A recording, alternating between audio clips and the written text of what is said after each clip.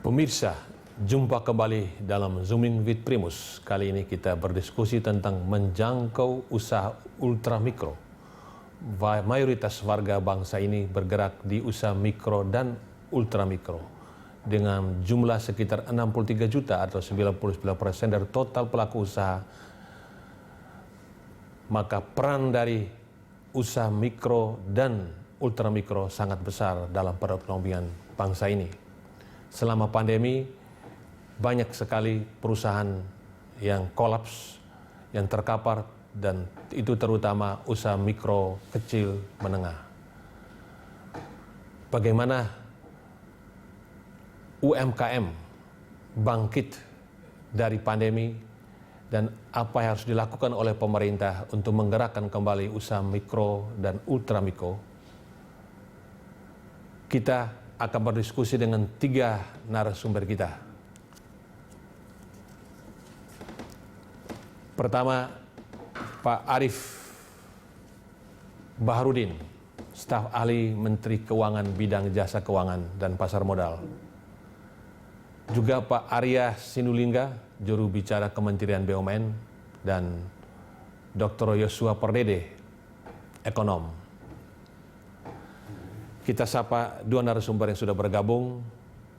Pak Arief, selamat siang. Selamat siang Pak Primus. Ya. Apa kabar Pak? Kabar baik Pak. Salam sehat Pak. Salam sehat Pak. Alhamdulillah. Pak Yosua, selamat siang. Selamat siang. Ya. Selamat siang Pak Primus. Ya. Sambil menunggu Pak Arya Sinulinga, juru bicara dari Kementerian BUMN, kita melihat bahwa pandemi COVID-19 ini benar-benar memukul perekonomian dunia, termasuk perekonomian Indonesia. Dan berbeda dengan krisis 98-2008, krisis tahun 2020 dan sampai hari ini, itu justru yang terpukul adalah usaha mikro, bahkan ultramikro. Jadi UMKM bahkan dari ultramikro yang terkena. Nah, kita tahu bahwa usaha ultramikro dan mikro ini, selain mereka juga sebagai produsen, mereka juga sebagai konsumen. Nah, jadi berat sekali ketika mereka mengalami tekanan dalam penjualan mereka, produk mereka, dan mereka juga nggak bisa konsumsi. Dan pada saat itu, kita mengapresiasi pemerintah yang memberikan stimulus ekonomi. Ada program pemulihan ekonomi nasional. Nah, hari Senin kemarin, Presiden Joko Widodo sudah menegaskan dalam pertemuan dengan para menteri, khusus bicara tentang UMKM, ditekankan bahwa kebangkitan ekonomi Indonesia sangat ditentukan oleh kebangkitan UMKM, bahkan ultramikro.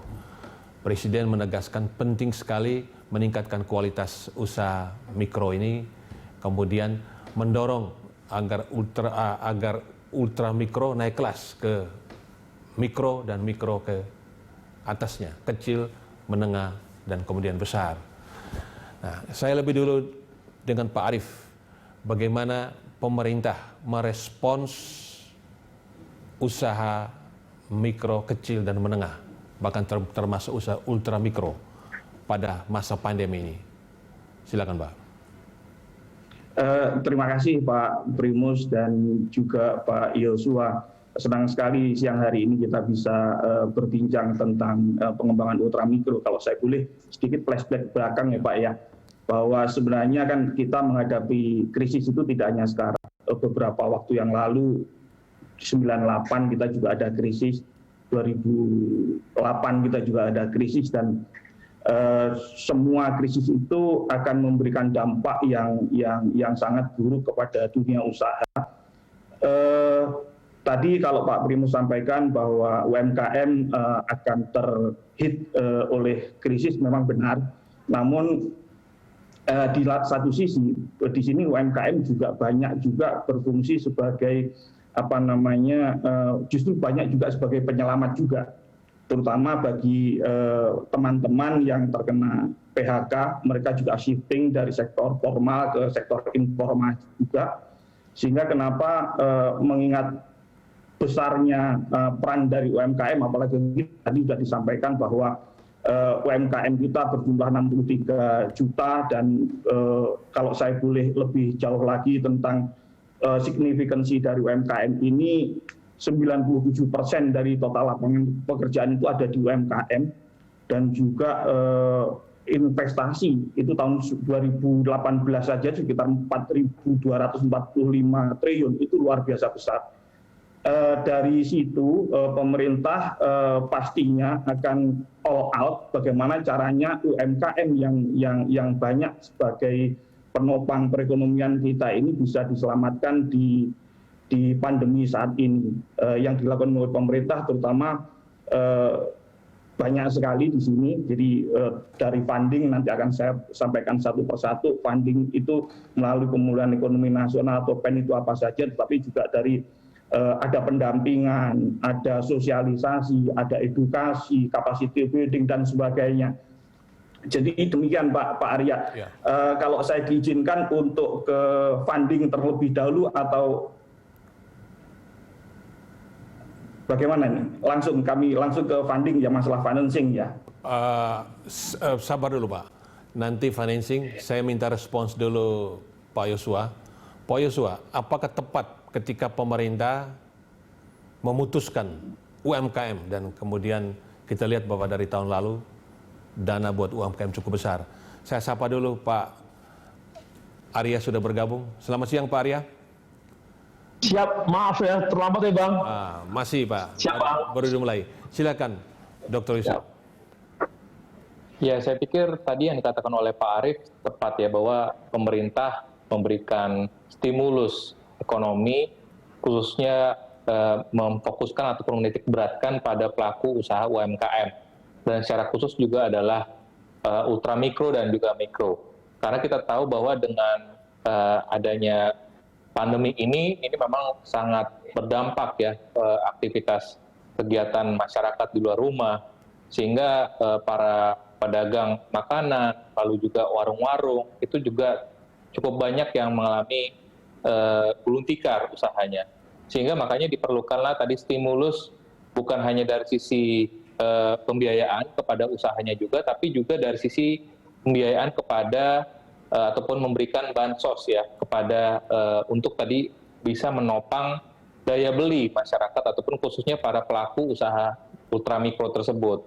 Sehingga memang kalau kita saya sependapat dengan Pak Presiden bahwa UMKM inilah yang kita harapkan menjadi kebangkitan perekonomian kita, karena dengan kebangkitan UMKM tentunya kita harapkan tadi pendapatan masyarakat ataupun konsumsi masyarakat ini akan terus membaik, dan selanjutnya kita tahu karena kuncinya adalah konsumsi itu sendiri. Dengan kita membangkitkan konsumsi masyarakat, tentunya karena kita masih perekonomian kita ini masih didrive ataupun didorong oleh konsumsi, sehingga ekonomi kita pun juga pertumbuhannya juga kita harapkan akan terus membaik. Jadi kuncinya adalah dari si UMKM ataupun khususnya ultramikro, sehingga ada pendapatan yang meningkat ataupun konsumsi masyarakat meningkat.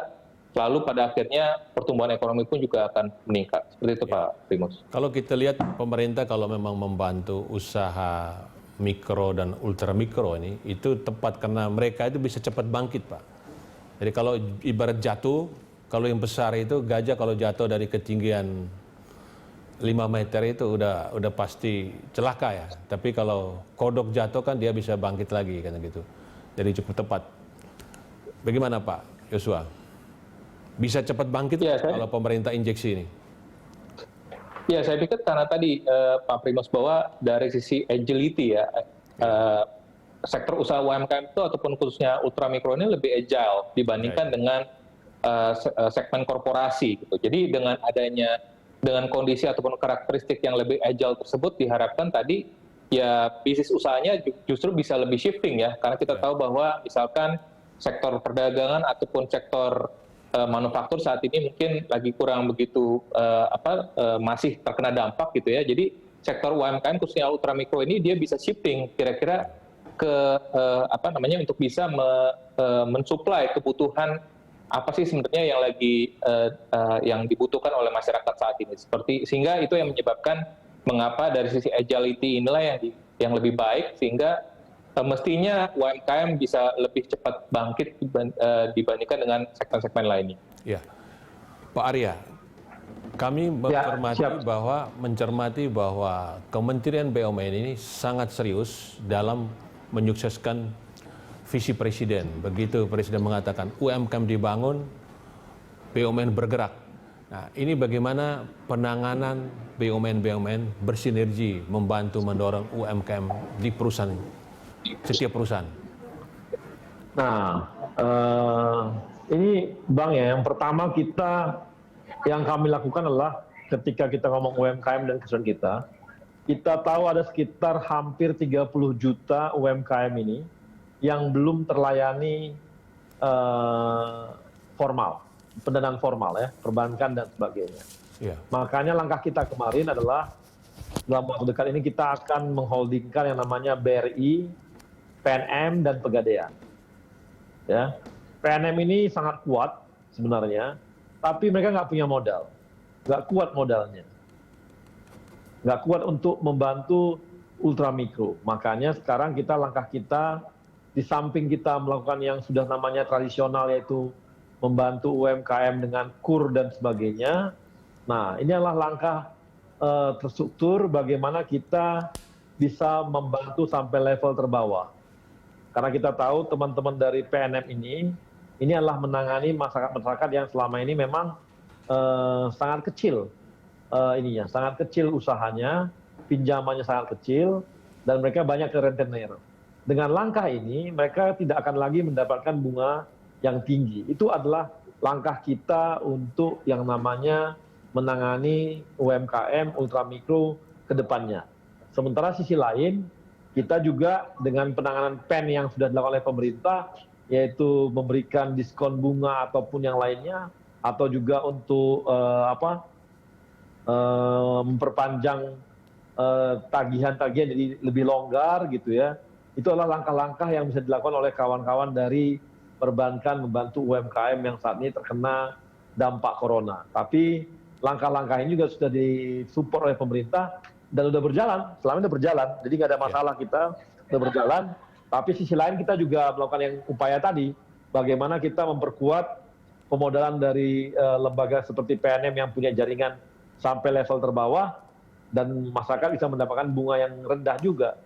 Jadi tidak lagi tinggi seperti sekarang ini. Gitu Bang Primus. Sebelum kita nanti membahas lebih jauh bagaimana sinergi PNM, Pegadaian dengan BRI, bisa dijelaskan dulu penugasan dari pemerintah, dari Kementerian BUMN kepada setiap BUMN untuk membantu usaha mikro dan ultramikro di sekitarnya. Saya dengar bahwa setiap BUMN, bank maupun non-bank itu harus membantu. Ya. Kalau itu Bang, kita tetap ada namanya PK. PK ini kan jadi ada namanya PKBL, jadi kita membantu masyarakat itu, mereka mendapatkan pinjaman 5 sampai 25 juta gitu, dan itu cukup besar.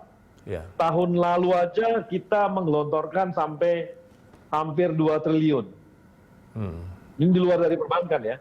2,5 triliun yang kita gelontorkan tahun lalu. Dan tahun ini pun hal yang sama akan dilakukan, yaitu menggelontorkan dana yang 2,5 triliun itu.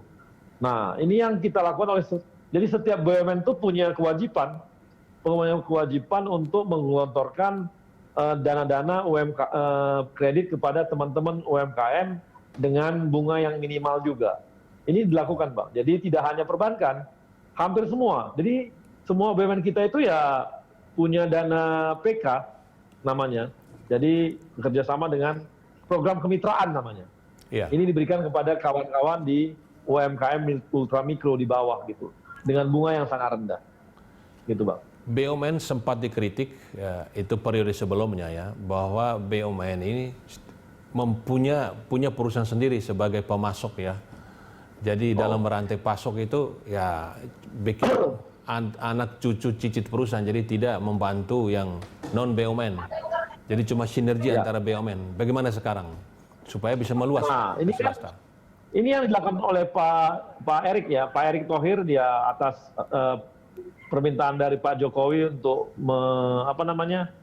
memperluas ini ya, dan juga bagaimana BUMN itu membantu kawan-kawan UMKM untuk masuk dalam bisnisnya bisnisnya BUMN. Makanya program padi diluncurkan oleh Pak Erick Thohir kemarin ini. Ya, program padi ini adalah yang pertama itu memang ada 9 BUMN yang berkolaborasi terhadap UMKM. Nah, program padi, jadi mereka itu mengambil proyek dari BUMN-BUMN. Dan sekarang anak-anak perusahaan BUMN nggak boleh lagi masuk ke BUMN dengan modal hampir berapa miliar ya, 11 atau berapa miliar, saya agak lupa angkanya. Jadi mereka nggak boleh lagi masuk ke sana. Itu harus diserahkan kepada kawan-kawan UMKM. Tidak hanya itu, jadi tidak hanya mereka bisa mengambil proyek, mereka juga, teman-teman UMKM juga kita kawinkan dengan marketplace. Jadi kita kerjasama dengan Shopee, kita kerjasama dengan Bukalapak, dan lain-lainnya, dilakukan oleh program aplikasinya kawan-kawan padi yang dibawa oleh teman-teman BUMN. Jadi itu adalah komitmennya Pak Erick ya, sehingga kawan-kawan BUMN, anak perusahaannya, tidak boleh lagi masuk ke proyek-proyek yang memang skalanya itu sekian miliar ke bawah, nggak boleh lagi masuk. Itu diserahkan kepada kawan-kawan dari UMKM. Gitu Bang. Itu dalam Undang-Undang Ciptaker itu kan ada kewajiban 30-40% bisnis diberikan kepada UKM ya. Itu berlaku juga bagi BUMN nggak? Kalau memang regulasinya harus ada, Bang, memang harus berikan gitu. Tapi kan kita lihat dulu, apakah bisnisnya itu memang bisa masuk gitu loh. Tapi kita udah lebih dulu di padi itu yang kita berikan gitu. Seperti itu Bang. Ya, pemirsa, kita nanti mendengarkan penjelasan dari Pak Arief tentang bagaimana stimulus yang akan diberikan pemerintah tahun ini. Jangan kemana-mana, kami segera kembali.